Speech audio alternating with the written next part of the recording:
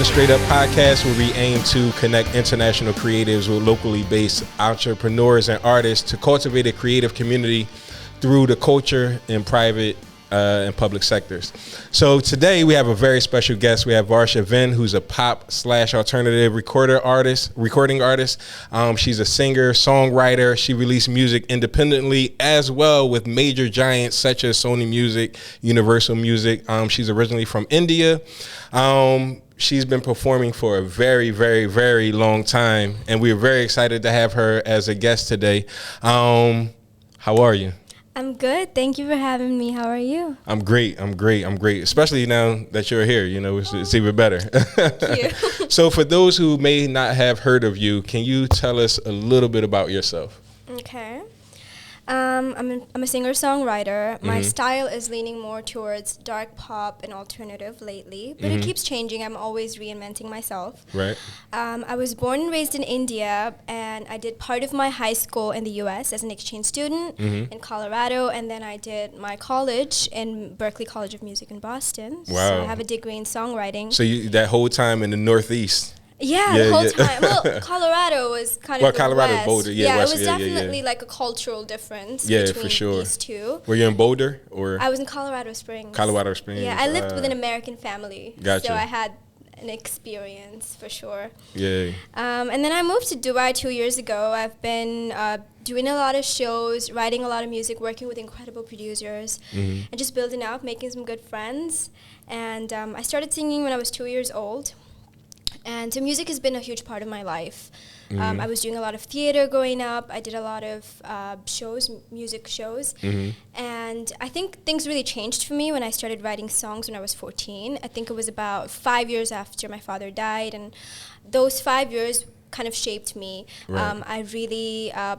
I felt really lonely and isolated from the world, and so I didn't have a safe space to vent. There was no concept of therapy back then. Right. So I needed to find a place. So I started writing songs just out of the blue, and I think that's when it started. Right. And, yeah. So writing songs helped you cope with everything that was going on in your life at the time. So you mentioned that you started performing at the age of 2. Yes. I think I wasn't even making full sentences yet.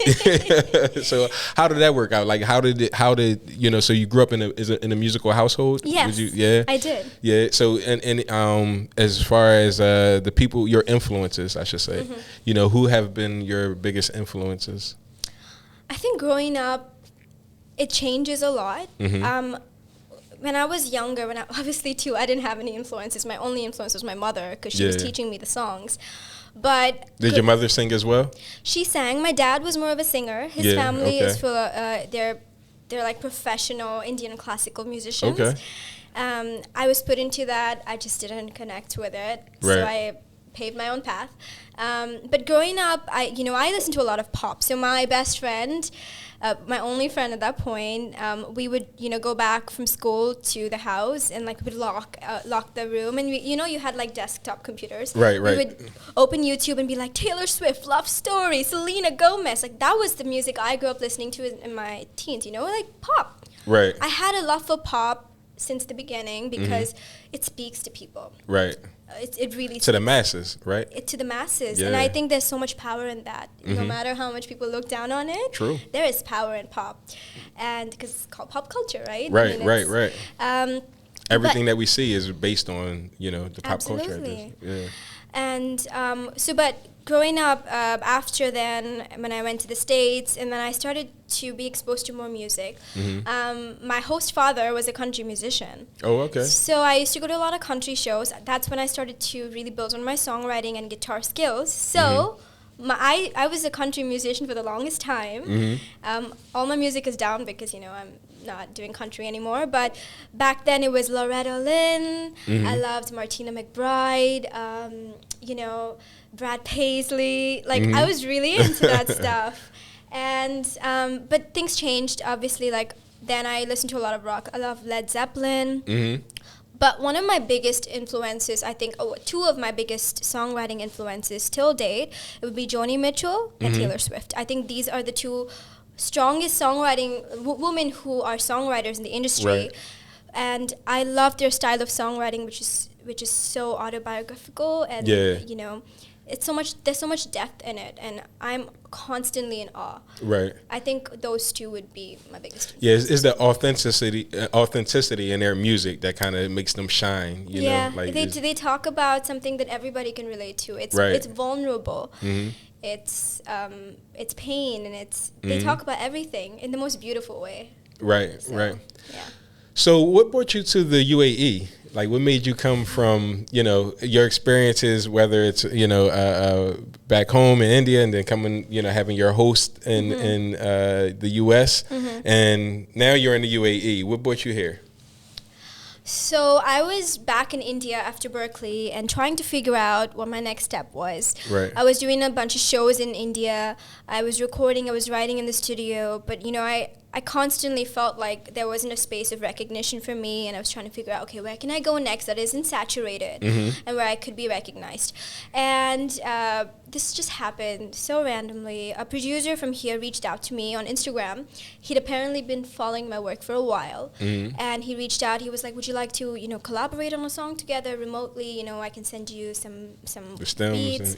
And I was like, yeah, sure, why not? And so I was working with him remotely for a while, and then he started bringing in some of his artist clients to me, and that's when I got my footing into songwriting. So as a songwriter, it's different from being an artist, right? Like, I was writing songs for all of his artists, and finally making some money, and it was good. So I was like, let me just go check out the scene in Dubai. I came here, I stayed with him and his wife, and they are lovely. They're like family to me at this point. They were so welcoming. They're from Pakistan.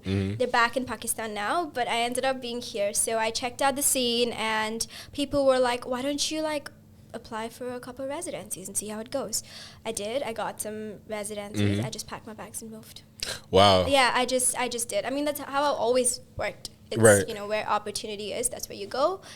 But that's a great philosophy to have, because most people would be scared to kind of just pack up what they know their entire life and then kind of move to another country where you may know some, especially if you just met on Instagram. Well, I did that when I was 15. I didn't know anybody. I didn't even know the family I was going to stay with. Back in the States, I just wanted to get out of the country so badly. Yeah. I was like, take me anywhere.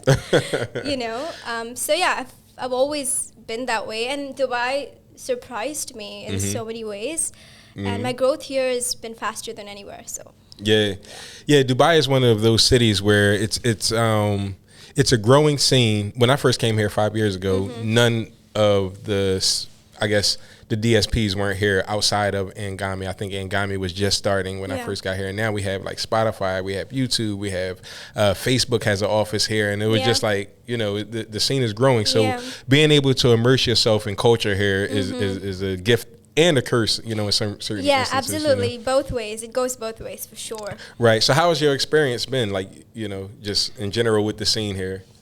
I would say the music industry is definitely growing. And, there's different parts of the music industry here, right? Like, there's the gigging scene. Right. There's cover shows. And then there's the original music scene. And under that, there's, languages and genres. So I definitely feel like the music industry is a little bit to each his own. Which is a very new environment for me, because I come from a very collaborative environment. What I would like to see here is songwriting sessions, people getting together in a studio, writing songs, collaborating. I reached out to a bunch of artists, and they were like, sorry man, I just write my own songs. So that's been kind of isolating. So in that sense, I still write with my co-writers from the US. It happens, but it would be nice to have a community where it's more inclusive. And I definitely feel like there's a lot of support for hip hop and rap, but there is not. There's no support for pop scene. And what I would like to see in the coming years is appreciation and a platform for pop. Right. Which I hope I can contribute something towards. I'm sure you will. Because, pop can really be looked down upon, but it has so much power in it. It can, because when you think of pop, sometimes you think of a certain aspect of pop, but pop is so vast. You can literally make your own pop. You can create a new genre of pop, and that becomes popular. And that's pop. Yeah, and that's what most people don't realize. People don't realize, like, pop is this popular culture. It's not necessarily a genre of music where it has a particular sound. It could be anything. It just has to be popular. And usually popular music, like you mentioned before, it just resonates with the people. Right? And that's what makes pop, right? Exactly. You know? So being as though you've been here, and you've been here for 2 years, right? Yeah. And half of those years have been dealing with this COVID situation. How has COVID had an impact on you? It's had a positive and negative impact. Negative as in, financially it hasn't helped at all. Yeah, it's not good, man. I think go away, anybody, COVID, though, go away. But for anybody, it hasn't been the best time, and it was a lot to take in because, I was gigging 4 to 5 times a week. I was doing shows, I was doing events, and then everything just stopped. So I realized that a lot of my self-worth and identity was tied to that, which is bad. But I'm glad I discovered that, because during the pandemic, I realized that there's so many aspects to my being that's special, that I shouldn't depend on one thing to define myself or my worth. Right. So in that sense, I learned a lot to appreciate life, to be grateful for what you have. Right. Because, when you are rising, you always want more and more and more, which is something that I still do have, because you're ambitious as a person. But I feel like that one of the most important things I've learned is to appreciate what you have, and knowing that there's many dimensions to you as a person besides your work. Gotcha. Has that reflected in your songwriting? Absolutely. Yeah. So much. My songwriting has become more relaxed. I'm more open to experimenting. I recently did a project with 2 Arabic artists, and I'm singing a little bit of Arabic in it. Okay. I really pushed my limits, and it's really crazy because when we played it back to some Arabic, producers, they were like, "Who is this?" Like, because they didn't even know it was a foreigner singing Arabic, and I had tears in my eyes. Yeah. And I realized that for the longest time, I couldn't connect to music because I was doing it from a place of, I have to do it. Right. But now it's from a place of, what can I do that's going to make a difference? What can I do that is going to change things off for not just for myself, but for the people around me. Right. Like, what can I bring to the table? Right. So, yeah. Nah, that's amazing. So can we rewind back time a little bit and go back to your experience at Berklee, which is one of the most prominent music schools, like, globally. How has that affected who you are as an artist? It has changed me completely. I didn't realize, this is the thing with Berklee students, right? When you're at Berklee, you don't realize the growth you have, you're going through, because you're so frustrated with schoolwork. You're like, man, I can't do 16 credits. You don't have time for anything else. You're like pulling all-nighters. You're working on music theory and like ensembles. I mean, you're really shaping as a musician, right? Like you have, as a songwriting major, I wasn't just doing songwriting. I had vocal lessons. I had keyboard lessons. I was part of ensembles, so like I was part of bands. And then I was doing music theory. And then I was taking business classes. And it can be frustrating at the moment, but I didn't realize when I came out of it, I was like, oh my God, I'm a well-rounded musician now. They can ask me questions and I can answer different aspects of it. Right. From publishing to sync licensing to writing songs to being in the studio and vocal lessons. I mean, so it has, I feel truly blessed because I couldn't afford Berklee and I had part scholarship and part sponsorship. And I feel extremely grateful that I was even able to attend. Yeah, it's a beautiful institution, and they do have a long reach globally, which we have over here. We've talked off air a little bit. Amazing teachers too. Yeah, amazing teachers. I have to say that. Yeah. Yeah, no, definitely. I mean, you know, the ones that's here, that's based here, we know have been recognized for like Grammy wins and Grammy nominations. Yeah. We mentioned off air like how you wanted to start an alumni situation. Is that something you want to? Can you elaborate on it a little bit? So I think one of the things about, like I mentioned before, is the collaborative community. And there are Berklee communities in LA, New York, Nashville, London, everywhere. And I was thinking about, there's no Berkeley community here, but I do know Berkeley graduates who live here.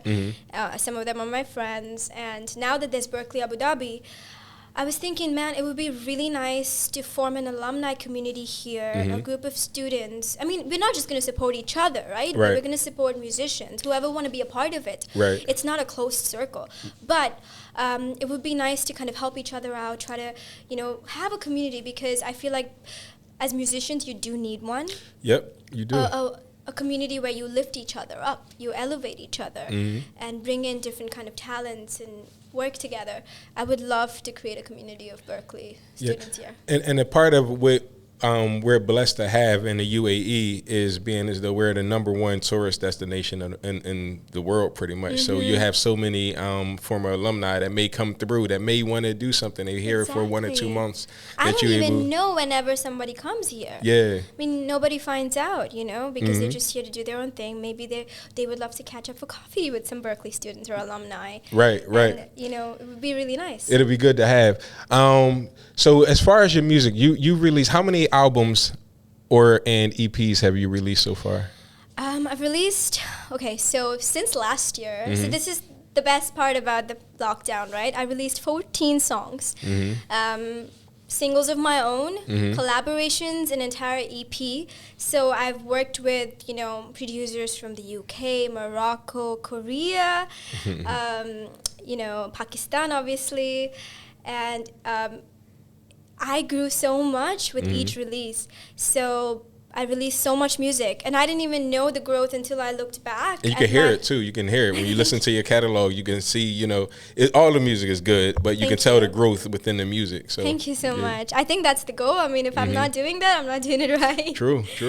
So yeah, it's been crazy. Like I get to work with an incredible team. I have to talk about them. My co-writer Lions, she and I are best friends since Berkeley, and she lives in LA now. We've been writing together for 6 years, and she's my main. She's my girl, and we are a team.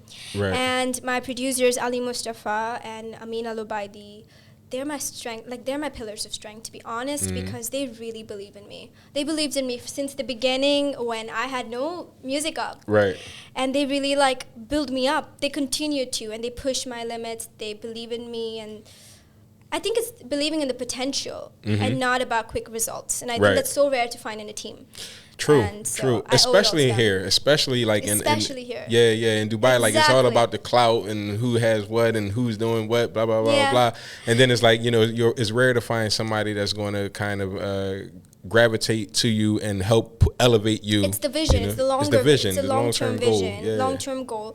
And it's you see it, but when you get people to see it, that's when you know that you've really won and you've taken that next step. And it's really funny that you talked about cloud, because I have an Instagram post that said, I'm not chasing cloud, just building my bank account. Boom. Because I think one of the things I struggle with here is clout. And I feel like a lot of the times I don't get a lot of opportunities because of it. But I started to think about it this way, that it can take a lot of strength to not fall into that and to build your own path and know that your worth doesn't depend on that kissing, Right, because at the end of the day, it's not about quantity. It's all about quality. Absolutely. Right? Quality always matters more than quantity. You know what I mean? Unless you're talking about money. Outside of that. But, it's always about the quality of people who you meet, the quality of people who you go, because that presents opportunities which enables you to grow. Absolutely. Right? In every aspect of life. And what's really funny is that my team is really low-key. They're not very active on social media. And, I think that I'm always drawn to the underdogs in the sense that because I feel like one all the time. So when I want to work with someone, I don't think about, how famous are they here? Who do they know? I think about, oh, my God, we are really connecting, man. We're connecting in the studio right now. We're able to create. I don't care how many followers you have. I don't care.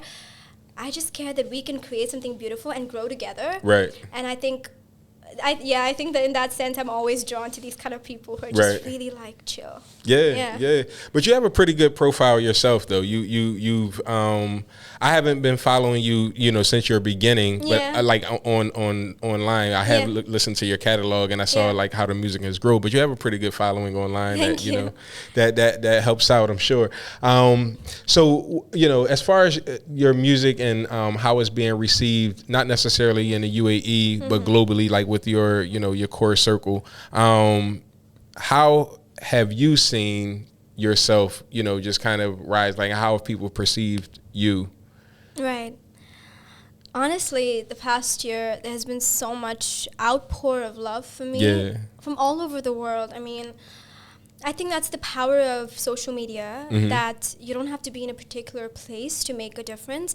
So since the time I started releasing music, I released Reveal Me, my single, and I dropped a music video for 2 years ago. I think that's when things started to change for me, because that was my first pop release. Like that was when people knew, okay, this is what she can do, she's capable of. And then I kind of took a hiatus in between because I was gigging a lot, kind of got distracted a little bit, trying to find my footing here and, pay my bills. Right. That's always necessary. And but last year I released Fake Reality and then Muse, that was with Universal Mina. And then I think that's when things started happening. People started noticing, because with every song there's something different that I say. There's a different sound with every song. It's kind of uneven and like kind of like me, because I'm not a stable person. So my music is also very like, it's a good thing because it's a reflection of who I am. I try different things. So when you're not afraid to venture out at all. No, absolutely not. I think it's important to. And so when I released a couple of singles last year, like I did a bunch of EDM, so that was received really well in the EDM community. And then this year it's been more like pop trap, dark pop. And my single Make You Mine with Big Mood from Canada, that was my first project with him. It blew up on Spotify, like algorithmic playlists picked it up, and now it has like 250,000 streams, and that's a huge achievement for my team. And then my second project, for Make You Mine, I worked on a really dope music video with Phenomena Productions here in Dubai. Incredible team, mostly run by women. Is that Perlanta, right? Perlanta, she's lovely. She's so amazing, she directed it, and it was very empowering because, I think there's a difference between, what I felt with them was I was so comfortable. Because they're like empowered women, they're not afraid to push limits, and that's kind of, it resonated with me. So they were like, well, you can do this, like just do this, do that. Like I pushed myself as well. So the music video dropped, and then I worked on my second project with Big Mood called Wow. It's a fun song, sassy, not very depressing like the other ones.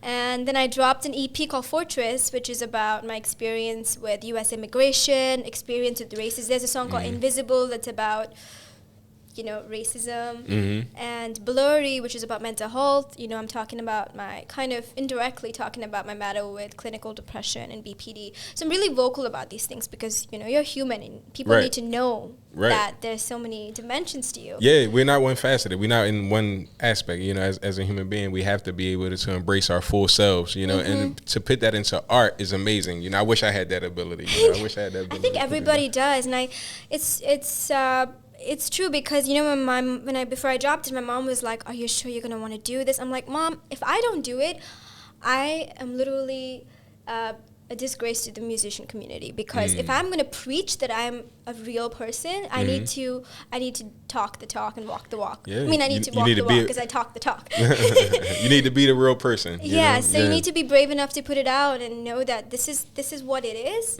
and people can perceive it however they like to. This is who I am, and I think that is growth as an artist, and you need that as an artist. Yeah, true. You've had the very, like, people would kill to do some of the things that you do, you've done already.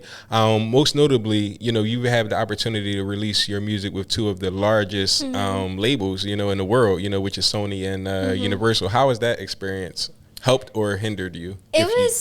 It it was thrilling. It was refreshing. It was new. Right. I don't have an exclusive deal with any of the labels because, I think it takes a lot for me to get an exclusive deal and I need to make sure that it's the right deal for me. Yeah. It has to make sense all the way around the board and absolutely. You're doing the right thing by doing what you do. I feel like it's important. But that said, because it's non-exclusive, not much is done, like in terms of marketing. So it was definitely people took me more seriously, let's just say that, because, I signed with them and I released music. But in terms of, I feel like I did the same amount of work as an independent artist because we know with resources like distribution platforms, so with Sony, I did a distribution. Yeah. So when I'm releasing through DistroKid or something, it's like, or Audio Swim. Or Audio Swim. There's so many distribution platforms, which is good because as an independent artist, like Russ said, Russ is a great example of an independent artist, and I really watch a lot of his stuff, and I feel very inspired because it is hard. It is. It's hard, and even if you have an exclusive deal with a label, things could go wrong. Yeah. In fact, you have more of a chance of it going wrong than right, Exactly. Because only so many amount of superstars, but so many people are signed to these big labels. It's better to have that power in your hands. Exactly. So in terms of, I definitely learned a lot. Would I say it was different from me releasing music independently? No, it wasn't. So I work with a management now, and I think that has been helpful for me. Would I continue to release with labels? Yes. If I see that for example, if I see that the music would fit the label, and, if they're able to market it to the right people, yes, I would. Right. But yeah, I'm just open to things, but I'm not signing an exclusive yet. But hopefully someday when the label comes to me. Oh, it's going to come. Your music is amazing. It's only natural. The natural flow of things will make that happen when the opportunity presents. The best when opportunity. When the timing is right. So, there you go. So you recently released a new video. We can talk about your video. How has that come about? Make You Mine? Yeah. Yes. So I worked. I know you briefly touched on it earlier. Yeah, I worked on Make You Mine with Phenomena. So Big Mood and I released this song, and we didn't expect it to blow up, honestly, but it blew up. And so we talked about doing a visual for it. Initially, our plan was to do a lyric video, but I was like, why don't we just do a music video? It's been a while since I did one, and I felt like. So I'd worked with Pirlanta on Last Seen Live. Yeah. And shout out to Last Seen Live. Yeah, incredible. They released through Audio Swim as well. Oh, really?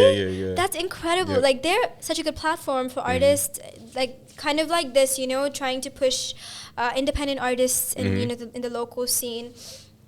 And so I worked with them, and I saw her work, and I was like, She's amazing. Next time I have something like.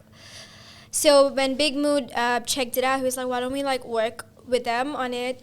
So it just honestly happened so fast. I reached out, and we had, I think, not even a month in between.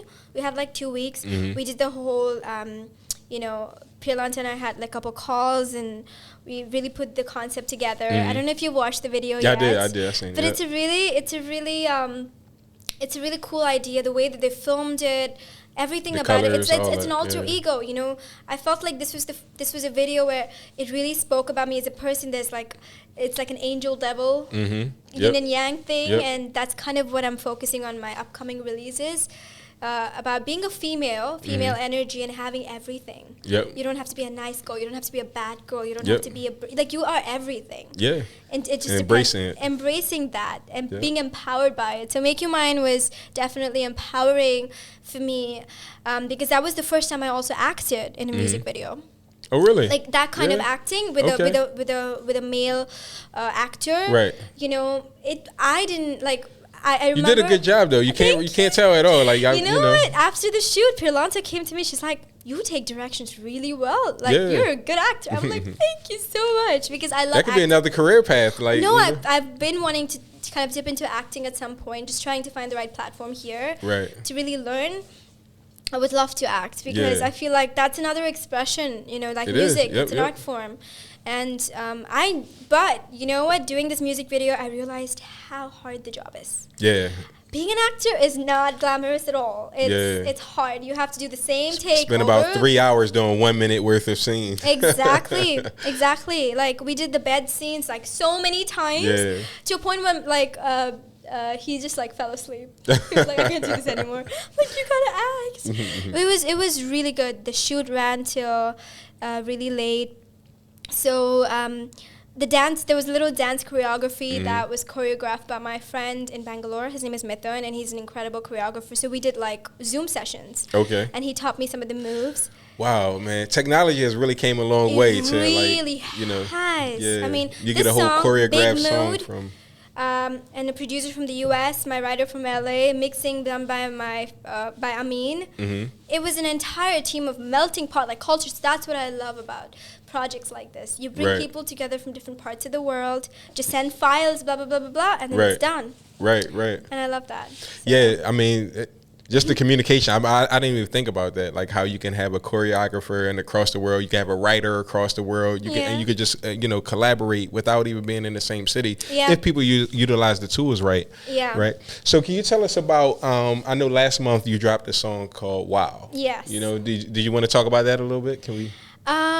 Yes. Okay. So wow. That song is so fun.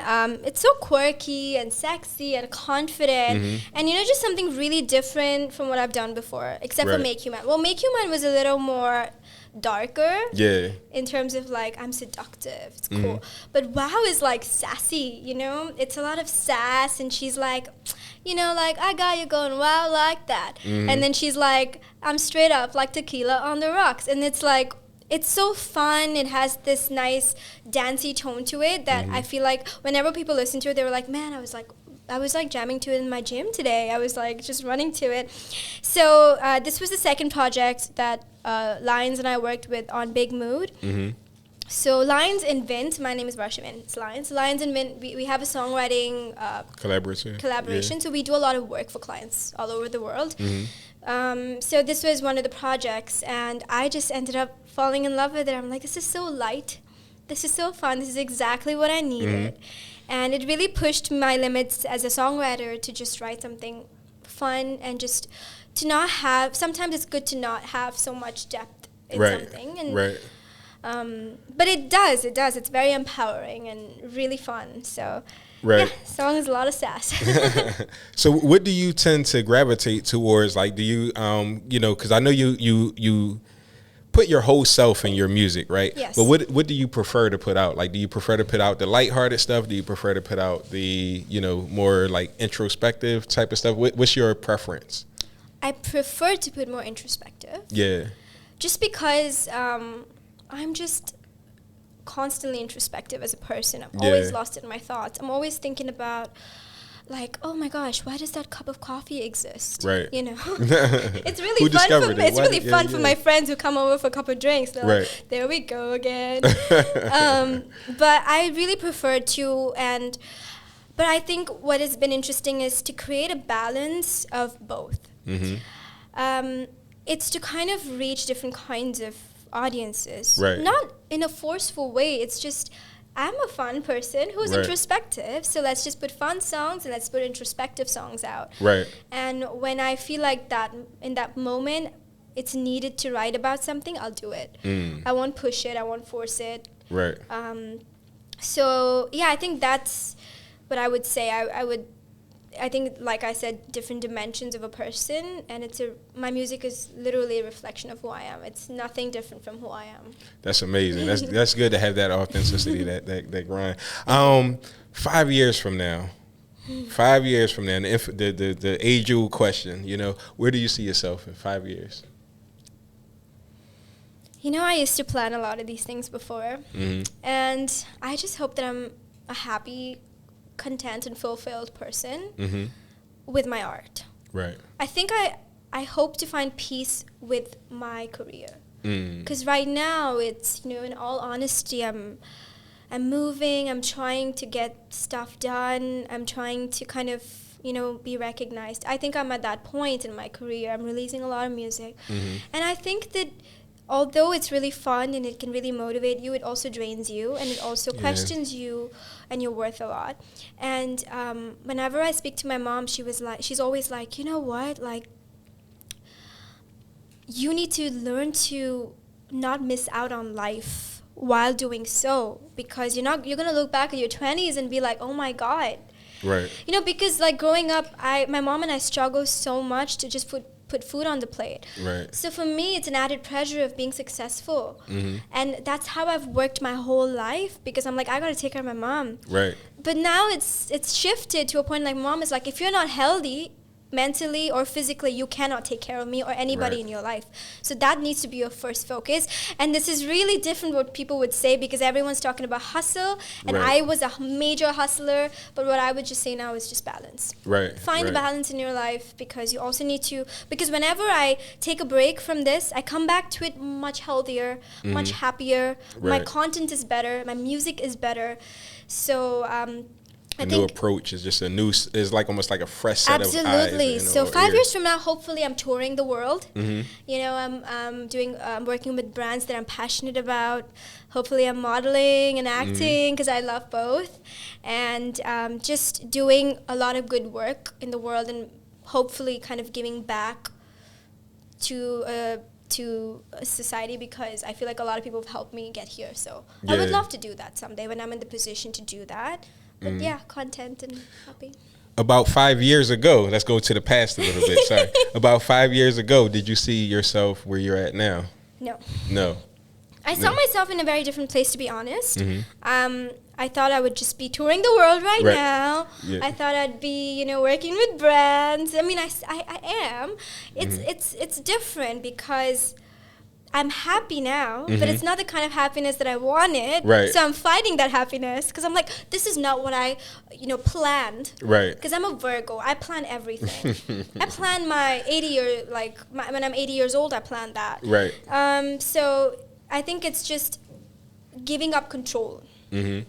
So 5 years ago, I didn't think I was going to be here, but am I happy with where I am in the sense of how my life is supposed to be? Yes. Good. I feel like I still have a lot to learn. So yeah. I mean, you're young. I hate to say that, but you have the whole your future is ahead of you. And I think that you've came so far. Like whether it's through the process of your recording and through the music that I've heard, and just seeing, hearing and having this discussion right now, we see the growth in who you are as an artist, and we know that it's going to continue to grow, and you're going to venture out to a lot of different things within the arts. But being involved in the arts, it seems, is something that makes you happy, Yeah. And with that, we have a lot of youth-based audiences that listen to us. Do you have any advice for anyone that's on the come up, or anybody that, any advice for youth, I guess?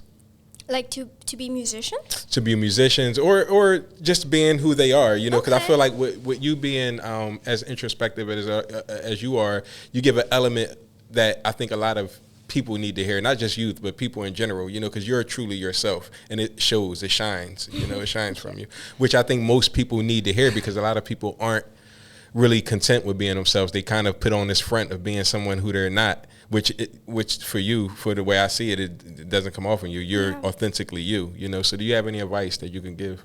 Yes. I think it would be more so like the advice that I would probably like to give my younger self when I was 15 or 16. Okay. And I think I would do the same. I think it is to find a purpose as to why you're doing what you're doing.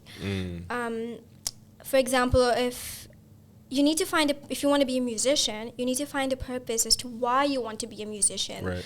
Because let me tell you, it's hard.